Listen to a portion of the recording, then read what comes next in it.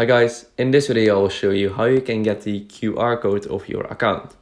Now if your friends ask for your account name and you have a pretty long name and you need to type it, or you just need to send a link which is boring, you can send them a QR code. It's fun and it's nice to share. So in order to get that, you need to tap on a profile, then tap on those three lines and then tap on the QR code. As you can see, you can, friends can share or scan this QR code and they can follow me. And as Instagram tells me, you can fully customize this. You can add emojis, and it's pretty cool. Oh, let's not share my face. And as you can see, it's pretty cool. They can share this. You can copy the link of the QR code. You can save it to your photos.